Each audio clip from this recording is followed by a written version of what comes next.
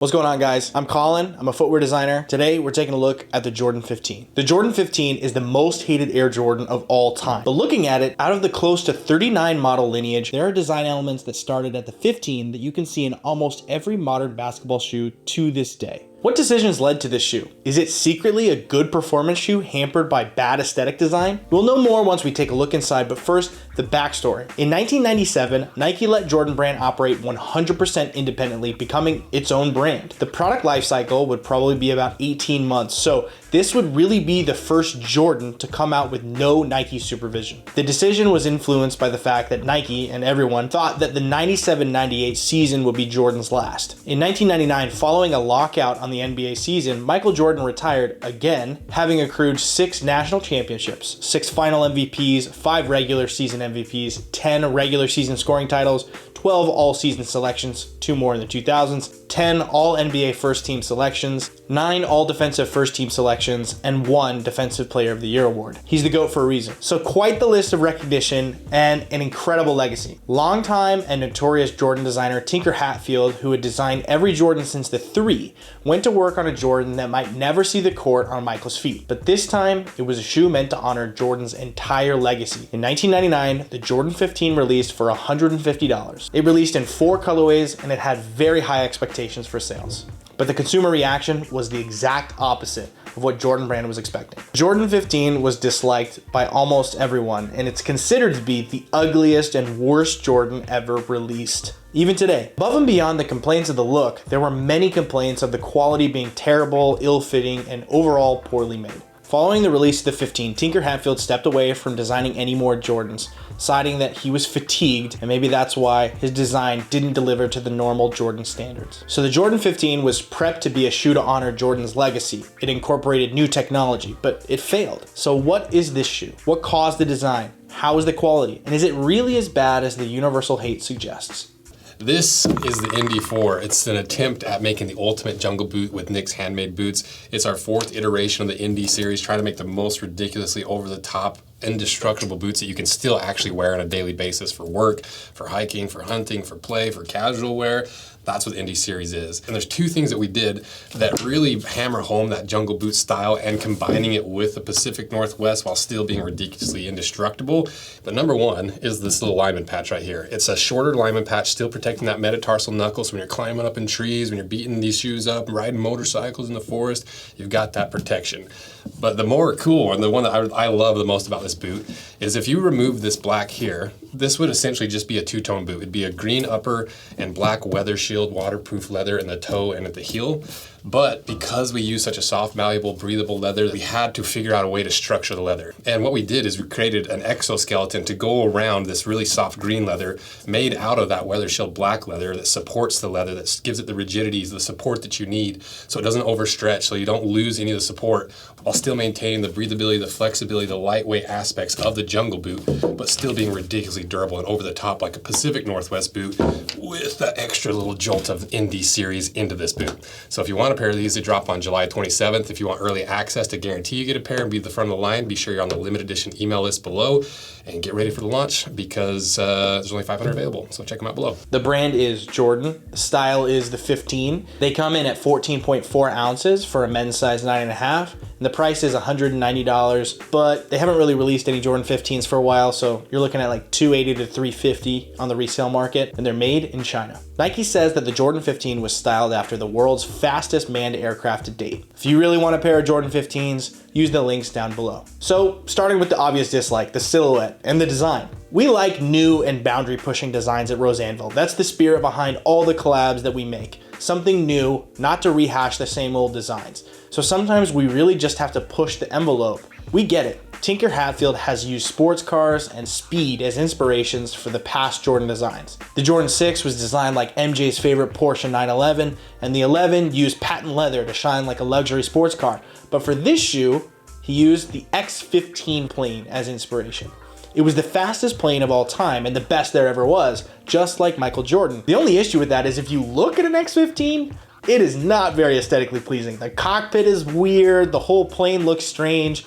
The proportions are all really pretty odd. I get what Tinker Hatfield was doing. The X15, the Jordan 15, the fastest manned plane on earth. It's Michael Jordan. But that plane was built for function, not fashion. And it doesn't end there. The tongue is designed to resemble Michael Jordan's forward stance when dunking, which leaves the shoe tongue jutting out, which really draws the eye. Overall, it was a very high risk, high reward style gamble that did not pay off. So now we see why the shoe ended up looking this way. Let's move on to the performance aspects. Jordans were known for incorporating new technology, but it was reportedly poor quality and uncomfortable. Apparently, it has a woven Kevlar upper. Why? Well, Kevlar, which is a brand name for aramid fiber, is 10 times stronger than steel in tensile strength, which means it's a great choice for creating a light but very sturdy upper.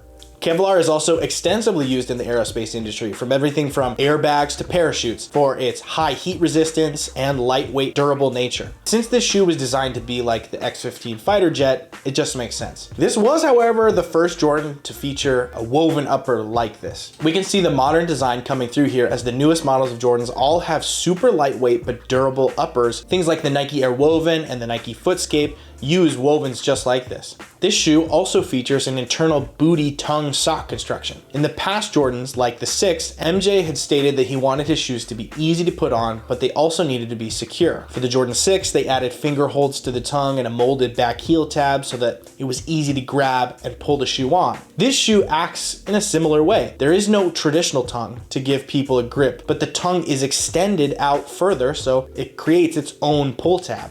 You're essentially slipping your foot underneath the Kevlar weave. There's even a space to tuck in extra lace after tying. Moving to the back of the shoe, you can see there's this big external heel counter. This is something you see on modern basketball shoes today. The Harden 8, the LeBron 21, etc. They all have very big, very stiff heel counters. A big, stiff heel counter is meant to lock your foot into the shoe to create stability while on the court. All of these ideas make sense on their own. Everything on paper can look really good, but in practice and execution is where it all comes together. So let's start testing these materials and see how they're performing. So it looks like the Kevlar weave is backed with 2 extra layers of textile. It's not just the weave. It's about a 3.1 millimeter thickness altogether with the backers. On the burn test, it takes a second, but starts melting eventually. The puncture test is leather, so I'm gonna let Weston take it over from there. I honestly wasn't sure if it was even real leather when we first looked at it, because it has a pretty heavy coating on top. We burned it just to see how much of it's plastic and if it's just pigment. And it seems like there's a little bit of plastic in it. And so I had to kind of cut around it to get in there to take a decent measurement, and I don't remember what it is. About 1.5 millimeters thick, so pretty average for Nike sneaker leather. And we ran the puncture test on the Kevlar and on the leather. The Kevlar took 53 pounds and the leather took 50. So not great results, but really nothing terrible. But as for the general quality of the leather, it does have some grain in it. You can see that smooth grain texture that's covered by that plastic coating. And then the fibers underneath are really, really loose. And so this particular pair is probably made from the belly. It might just be really cheap leather, but this specific pair are really loose and really weak structured leather. So not great, honestly. Thanks, Weston. So how about breathability? With all that woven, I bet there's a little bit of breathability, right? Well, testing it, it only really came in through the top near the laces, so might get a little muggy in there. So is the upper all working together? It's hard to say. It's definitely lighter than a full leather shoe, but the Kevlar benefits and the thin leather are negligible. Moving on to the internal bootie. It's like a spacer mesh textile, not a ton of stretch like modern materials, which makes it nearly impossible to get your foot into the shoe. If you have a high instep, you're probably not getting these on. Moving down to the midsole, it's foam and allegedly a zoom air unit of some kind in the forefoot and the heel. On the air unit PSI test, we couldn't get through the outsole and the needle broke, so at least it's got that. The ball drop test measured in at 16.6 inches, number 13 overall, so not so bad. Moving down to the outsole, it's a classic rubber herringbone outsole with a little bit of foam exposed under your arch. What's interesting about this is the arch is a little raised, unlike the mostly flat shoes we see in modern basketball shoes today. A lot more surface area for shoes like that, but this little added cove means you're not getting as much rubber traction. The outsole's coming in at 75 Shore A on the hardness scale, so it's actually a pretty hard rubber for basketball shoes. On the bar drop test, it measured at 6.5 inches, so right in the middle, tied with the Jordan 37 and the KD 16. So far, it's pretty average, but we haven't cut it in half yet, so I'm holding off on making any judgments. Let's take a look at what's going on inside.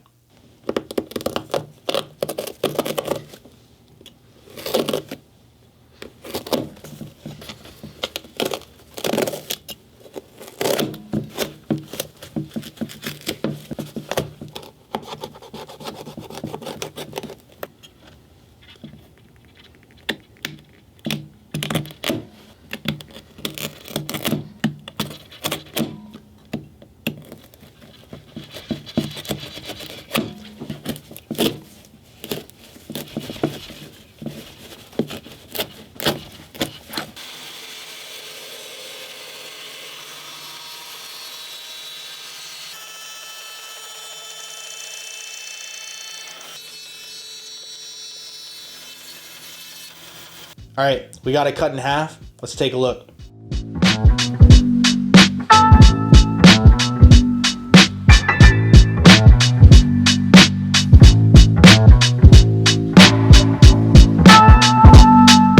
So it looks like we have a standard foam insole, and just underneath that, a soft textile lashing board. There is a shank, but it's kind of small, and we're pretty sure it does nothing because this shoe bends in half very easily. There is a zoom air unit in the heel, and then there's a dense foam patch under the toe that's coming in at 34 Shore, and the white midsole foam is coming in at 26 Shore. So it's true dual density, but the reality is, in older models of this shoe, the forefoot cavity used to be occupied by another zoom unit. We found in our research that with the newest retros of the Air Jordan 15, they've been putting an extra puck of foam in the forefoot instead of a zoom unit. So kind of cheaping out. The rubber outsole is measuring at 2.5 millimeters thick, sort of thin for a basketball shoe compared to what we've seen in modern ones. The internal counter as well as the external counter measure in at 4 millimeters thick, and it has a lot of internal stiffness. Looking at the shoe from a material standpoint, it looks like it's slightly ahead of the time for 1999. The woven upper, the internal bootie, the stiff counter, but this is probably the most uncomfortable shoe we have ever worn.